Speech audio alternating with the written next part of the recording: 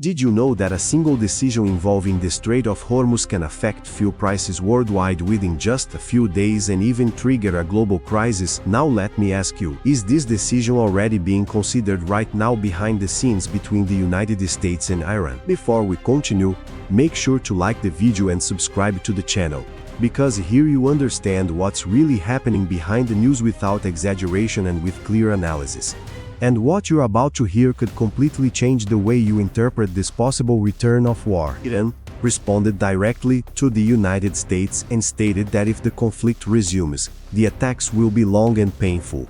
This is not just a symbolic statement, it's strategic. In geopolitics, every word serves a purpose: pressure, signaling, and positioning. This message has been associated with Supreme Leader Ali Khamenei, who issued a statement directed at the Iranian population and also as a direct response to the United States, reinforcing the idea that the country does not intend to back down easily under external pressure. Other Iranian leaders have echoed this message, building a narrative of national unity and resistance is something historically used to strengthen internal support during times of tension. At the same time, the situation goes beyond statements.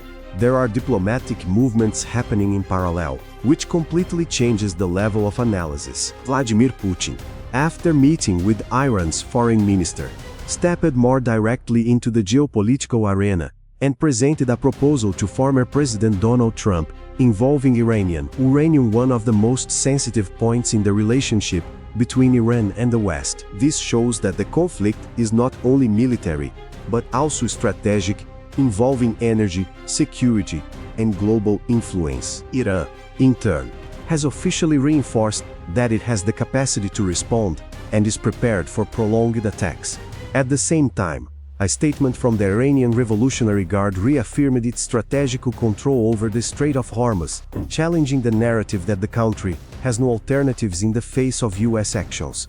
According to Iran, there are options and possible responses, and the responsibility for escalation lies with the United States, especially regarding pressure in the Gulf of Oman region. This point is crucial, because it shows that the dispute is not only on the military front, but also in the realm of narrative, where each side tries to build a version that justifies its actions and weakens the other. Meanwhile, the Iranian government has directly criticized the tone adopted by Donald Trump, calling it provocative, which further intensifies the climate of tension. In parallel, statements attributed to Ali Khamenei indicate that Iran sees its technological, military, and nuclear capabilities as an essential part of its national sovereignty, something that cannot be easily negotiated. This makes any attempt at an agreement far more complex. This discourse is connected to a historical narrative within the country, based on resistance against external interference.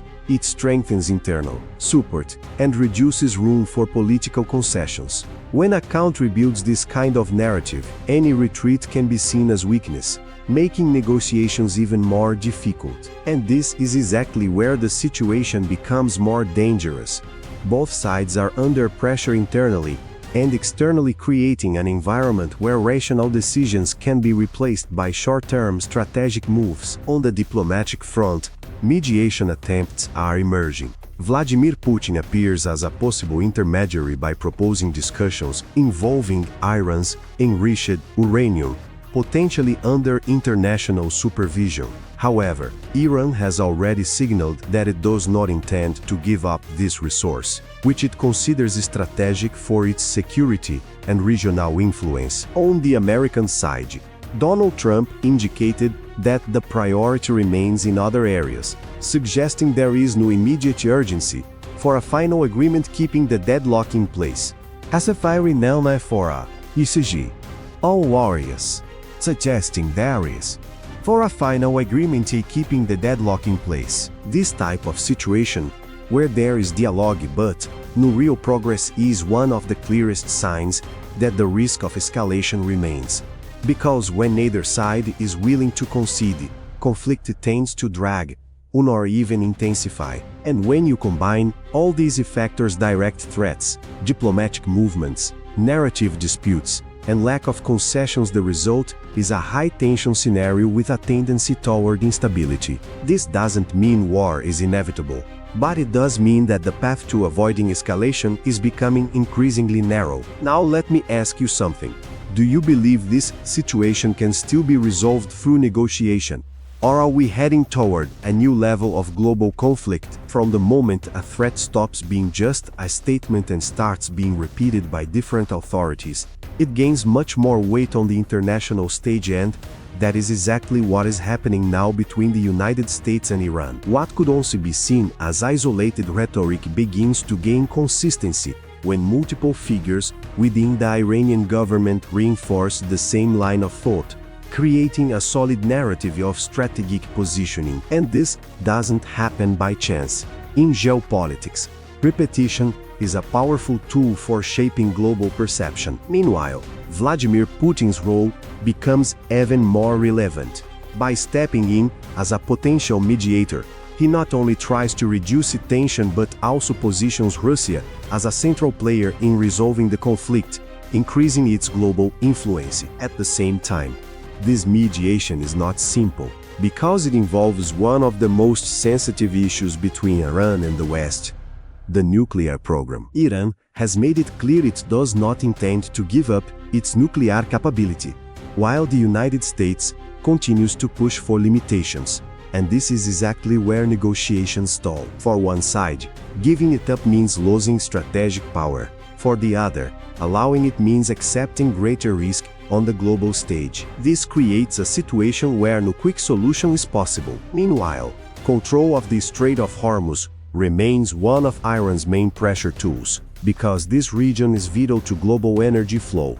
Any instability there can immediately impact international markets, raising oil prices and affecting economies worldwide. This turns the conflict into something far beyond a regional dispute. It becomes a global factor. At the same time, Iran's internal resistance narrative continues to be reinforced, creating an environment where the population sees the conflict as a defense of national sovereignty. This increases internal support, reduces flexibility in negotiations, since any concession may be seen as weakness. On the American side, internal political pressure also influences decisions, especially in a context where maintaining a strong image is essential. This creates a delicate balance, where both sides need to appear strong while avoiding uncontrolled escalation. And that's exactly what makes the current scenarios unstable, because when both sides need to appear strong at the same time, the risk of conflict increases. This leads to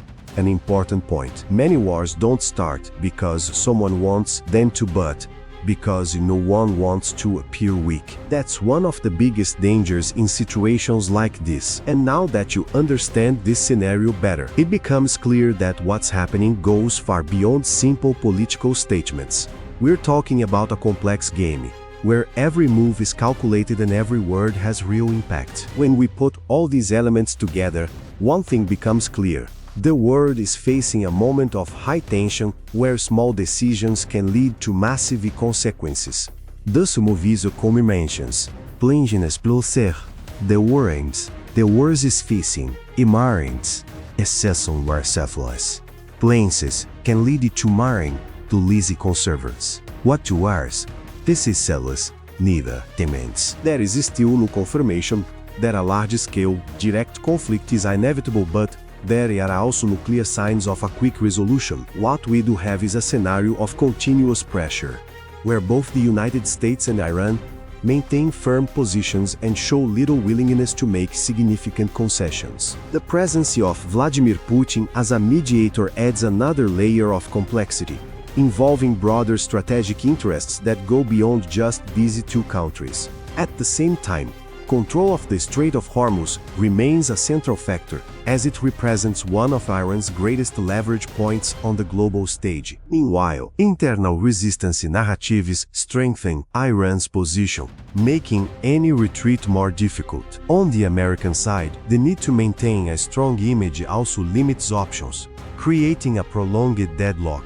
This kind of situation, where neither side wants to give in, is exactly what increases the risk of escalation. That's why the current moment is so critical, It represents an unstable balance point. Any miscalculation, misunderstanding, or unexpected incident could completely change the scenario. And that's what makes analyzing situations like this so important, because understanding the context helps you see beyond the headlines and avoid premature conclusions. Now I want to ask you one final question.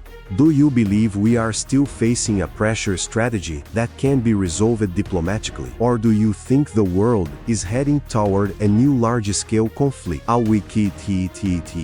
Orn, dois phases racially titties at Grant, a fallen 5k titties wearing. Racially new large-scale conflict. Leave your opinion in the comments. And if you want to keep understanding what's really happening behind the news, subscribe to the channel and turn on notifications, because the next developments could change everything much faster than it seems.